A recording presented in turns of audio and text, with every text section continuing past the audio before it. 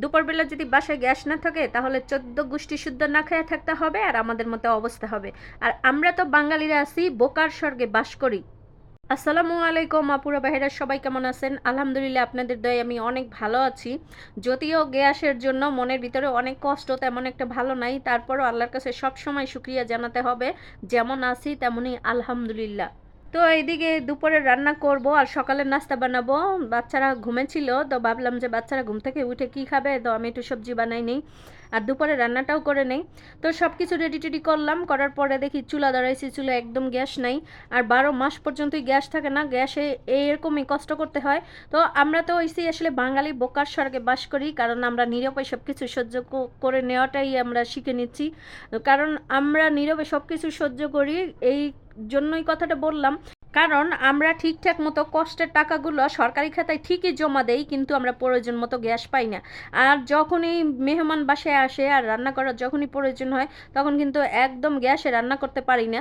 তো কারেন্ট বিলও দিতে হয়, কারেন্টের টাকা না থাকলে কিন্তু কাট ভরতে হয়, আর একটা মিনিটও মিটারে টাকা না থাকলে কারেন্ট আর জ্বলে না।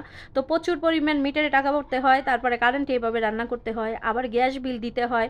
তো আমার মাঝে মধ্যে মাথার ভিতরে এত রাগ উঠে, এত রাগ উঠে, এটা আমি আসলে মানে বইলা কাউরে বুঝাইতে পারি না যে আমরা কেন এত কষ্টের টাকাগুলো সরকারি খাতায় জমা করি, আর সরকারে কেন আমাদের গ্যাসগুলো ঠিক করে দেয় না, আর এইগুলো নিয়ে জনগণ কেন চুপ করে রয়েছে, কেন সহ্য করে, আমার মাথায় ধরে না। তো আমি তো একা লড়াই করে কিছুই পারবো না। আমার মনে হয় যাদের যাদের বাসায় গ্যাস নাই, মানে যেই যে এলাকায় গ্যাস নাই, তাদের সবারই মানে একটা এক হয়ে তারপরে সরকারের সাথে মানে সরকারি যেই অফিসগুলো আছে তাদের সাথে কথা বলা উচিত।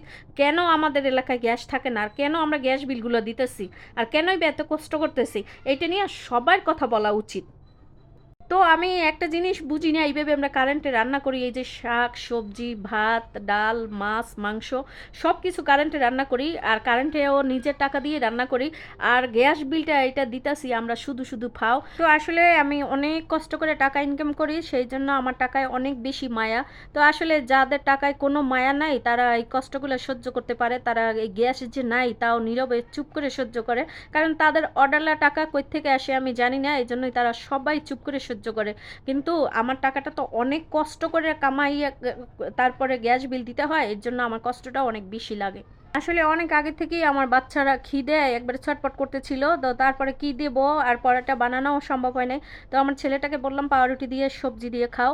তো আমার ছেলেটা আসলে অনেক খুশি মনে খাচ্ছিল, আর আমার ছেলে বলল যে আম্মু সবজিটা খুবই মজা হয়েছে, আর পাউরুটি দিয়ে খেতেও খুবই ভালো লাগতেছে।